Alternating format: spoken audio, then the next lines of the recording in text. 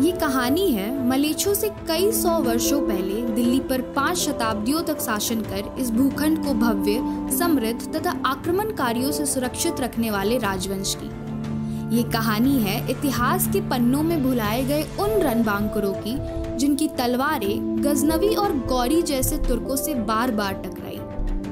आज बात करेंगे मातृभूमि पर गिद्ध नजर डालने वाले मलेच्छों के मस्तकों पर अपने पदचाप छोड़ने वाले तोमर राजवंश की।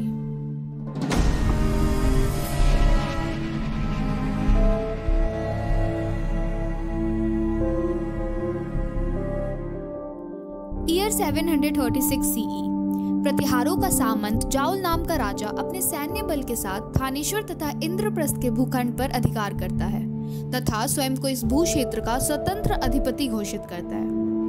जाउल, जिसे विल्हर देव तथा अधिक प्रचलित नाम अनंगपाल प्रथम के नाम से जाना जाता है, तोमर वंश का राजा था।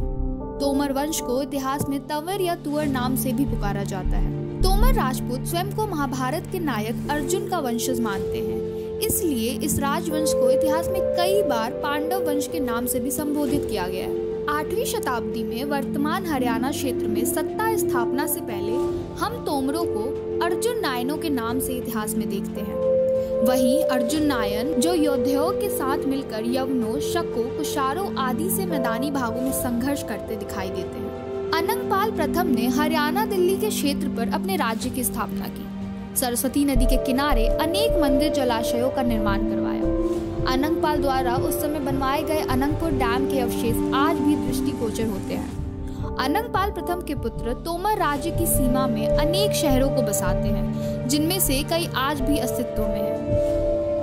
अनंगपाल प्रथम के बाद तोमर वंश के अनेक राजा होते हैं, जिसमें से कुछ हमें स्वतंत्र व कुछ पाल राजाओं के करत के रूप में दिखाई देते हैं। इस बीच तोमरों को पड़ोसी सीमावर्ती राज्यों, मुख्यतः चौहानों से संघर्ष भी करना पड़ता है, लेकिन कुरु भूमि पर तोमरों का स्वामित्व बना रहता है। समय आगे बढ़ता है, भारत की सीमा पर तुर्क आक्रमण प्रारंभ हो जाते हैं। गांधार, काबुल के हिंदू शाही, जो मुस्लिम आक्रमणों तथा भारत भूमि के बीच एक मजबूत दीवार के समान थे, तुर्कों को मजबूत रेजिस्टेंस देते थे। हिंदू शाही, जिन्हें जंजुआ राजपूतों के नाम से भी जाना जाता है, 200 वर्षों तक भारतीय सीमा के बुलवार्क्स थे। लेकिन महमूद गजनवी के आक्रमणों से ये मजबूत दीवार भी छिड़ होकर टूट जाती है और तुर्क लुटेरों के महानद को समस्त उत्तर भारत को आप्लावित करने से रोकने का दुरस्त भार कुरुक्षेत्र के तोमरों के कंधों पर आ जाता है।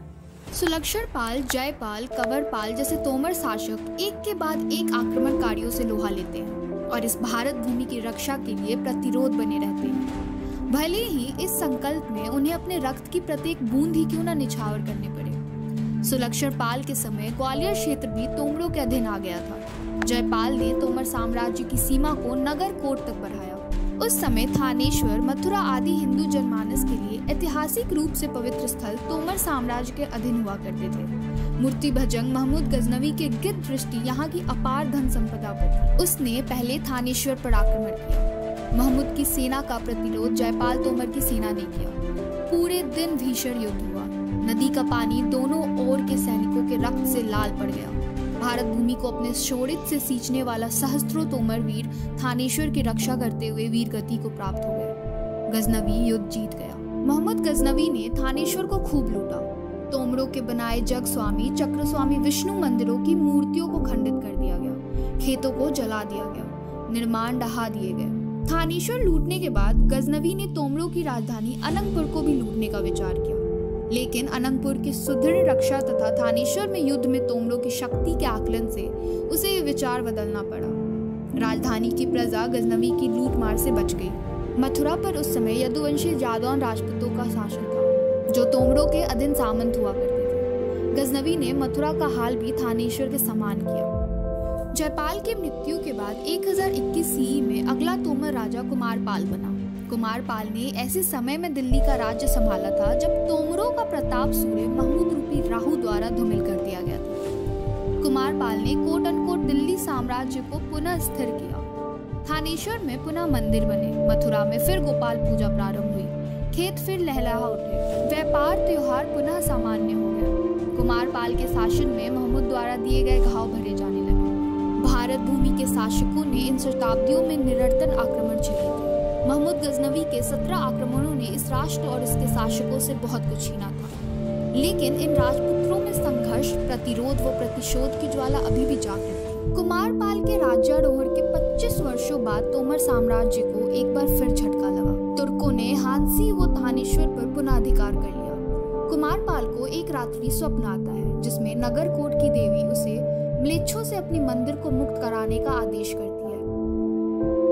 फिर क्या था? कुमारपाल के आह्वान पर उत्तर भारत के विभिन्न राजपूत राजा एकत्र होते हैं, जिसमें भोज परमार, छेदी कलचुरी, नाडौल के चौहान, पाटन के सोलंकी आदि शासक शामिल होते हैं। कुमारपाल के नेतृत्व में ये राजपूत संघ तुर्कों को हांसी, थानेश्वर से उखाड़ फेंकता है। नगरकोट को म्लेच्छों से मुक्त करा लिया जाता है। संयुक्त क्षत्रिय सेना पूरे 7 माह लाहौर तक सुरक्षा घेरा डाले बैठी रहती है। तोमरों की सीमा तुरस्कों से पूर्णतः मुक्त हो जाती है, जिसमें अब नगरकोट भी शामिल था। कुमारपाल की मृत्यु के बाद तोमर राजवंश का सबसे इलस्ट्रेशियस और नोटेबल किंग अनंगपाल द्वितीय सिंहासन पर बैठता है। ये वही अनंगपाल सेकंड है जिसे इतिहास में दिल्ली के संस्थापक के रूप में जाना जाता है। वही अनंगपाल जिसने मथुरा से लाकर इस विश्व प्रसिद्ध गुप्तकालीन लौह स्तंभ की महरौली में स्थापना की तथा इसे केंद्र मानकर इसके चारों ओर एक भव्य नगर ढिलकापुरी की स्थापना की। अनंगताल नाम से एक विशाल बावली का निर्माण भी करवाया, जिसे आज भी योगिनीपुर में लोकेट किया जा सकता है। अनंगपाल ने राजधानी के चारों ओर मजबूत परकोटों का निर्माण करवाया, जिसे लाल कोट के नाम से जाना जाता है। अनंगपाल ने लौह स्तंभ परिसर में 27 मंदिरों का भी निर्माण करवाया था। दुखद बात यह है कि इनके अवशेष अब कुव्वत उल इस्लाम मस्जिद के खंभों में दिखाई देते हैं। अनंगपाल का युद्ध कागड़ा के निकट भारत भूमि में घुसने का प्रयास कर रहे मलेश इब्राहिम से हुआ था। दिल्ली की अश्व व गजारों सेना ने शत्रु सेना को रौंद दिया।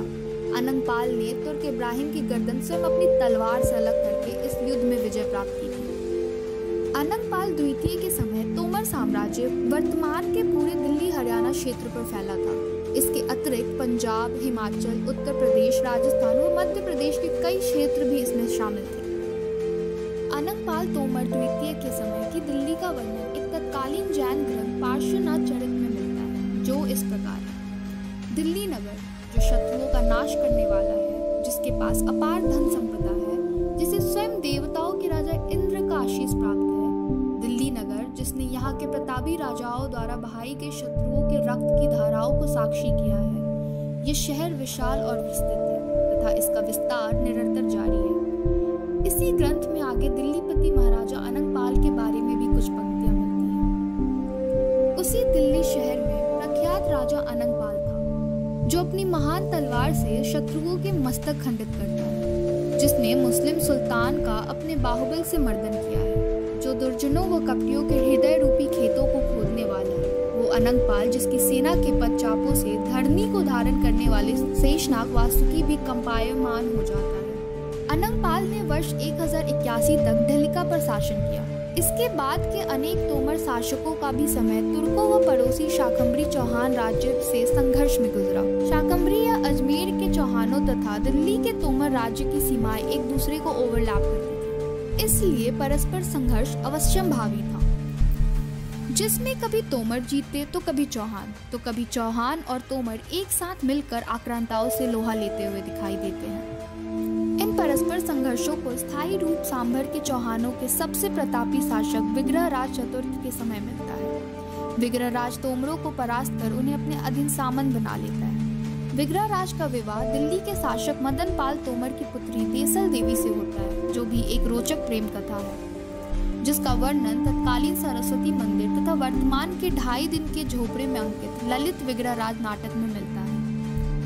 तोमर चौहान स्वामित्व को अधिक दिन स्वीकार नहीं करते, वे जल्द ही पुनः स्वतंत्र हो जाते हैं। चौहान ओवरलॉर्डशिप आंशिक प्रतीत होती है, जिसका प्रमाण हमें तत्कालीन तोमर शासकों के सिक्कों से मिलता है। लेकिन पारिवारिक संबंध कहे या राजनीतिक समीकरण, तोमर चौहान संबंधों में मधुरता आती दिखाई देती है। विदेशी आक्रांताओं के प्रतिरोध में तोमर चौहान संघ वेस्टर्न फ्रंट पर प्रभावी भूमिका निभाता है। इसी का परिणाम रहता है कि शेष उत्तर भारत के राज्य तुर्क आक्रमणों से स्वयं को सुरक्षित अनुभव करते हैं। अजमेर के उत्तराधिकारी संघर्ष को छोड़ दे तो सम्राट पृथ्वीराज चौहान के समय तोमर चौहान संबंध पराकाष्ठा पर दिखाई देते हैं। मोहम्मद गौरी के खिलाफ हुए दोनों तराई के युद्धों में हम तोमरों को चौहानों के साथ कंधे से कंधा मिलाकर लड़ते हुए देखते हैं। यहाँ तक कि तराई के प्रथम युद्ध में गौरी को अपने भाले से घायल कर युद्ध से भागने पर मजबूर करने वाला उस समय का दिल्ली का राजा चाहरपाल तोमर ही था, जिसे कई गोविंद राय भी लिखा जाता है। चाहरपाल दिल्ली के विशाल तोमर सेना के साथ तराइन के दूसरे युद्ध में पृथ्वीराज चौहान की ओर से लड़ता हुआ रणखेत हुआ था। राजपूत तराइन का दूसरा युद्ध हार गए। इसके बाद चौहानों की राजधानी अजमेर और तोमरों की राजधानी दिल्ली में जमकर लूटपाट उपद्रव हुआ। 450 वर्षों से अधिक लंबे दिल्ली के तोमर साम्राज्य का अंत हो गया। अनंगपाल के द्वारा बनवाए मंदिरों को तोड़कर मस्जिद बना दी गई, जिसमें से प्रत्येक मंदिर बनाने की उस समय की लागत 20 लाख दिल्ली वाल थी। दिल्ली राज्य को गिद्धों ने नोच लिया। युद्ध के विध्वंस और मारकाट के बाद जो उत्तराधिकारी तोमर शासक बचा, वो दिल्ली को स्वतंत्र और सुरक्षित रखने के प्रयास में मारा गया। बचे हुए तोमर उत्तर भारत के विभिन्न भागों में स्थापित तोमर साम्राज्य के सामंतों के राज्यों की ओर चले गए। पांडवों का इंद्रप्रस्थ पांडवों के वंशजों से छीना जा चुका था। अब इस भू क्षेत्र के स्वामी आने वाले कई 100 वर्षों तक मिलेच होने वाले थे। दिल्ली का राज छूटने के बाद भी तोमर इतिहास के पन्नों में अपनी भूमिका बनाए रखते हैं। सिर्फ 250 वर्षों बाद ही तोमर आपको अपने समय के समृद्ध हिंदू राज्यों में से एक ग्वालियर साम्राज्य स्थापित करते तथा लोधी सुल्तानों से संघर्ष करते दिखते हैं। विक्रमादित्य तोमर के रूप में पानीपत प्रथम में बाबर के विरुद्ध वीर गति प्राप्त करते हैं। शेरशाह सूरी से रायसेन में संघर्ष करते हैं। महाराणा प्रताप की ओर से हल्दी घाटी में रामशाह तंवर और उनके पुत्र व पौत्रों के रूप में अपनी 3 पीढ़ियां खपाते दिखते हैं। नूरपुर के जगत सिंह पठानिया के रूप में तोमर अफगानों के दांत खट्टे करते हुए दिखते हैं, तो कभी हिमाचल के राम सिंह पठानिया जैसे नवयुवक के रूप में ब्रितानियों से लोहा लेते दिखते हैं।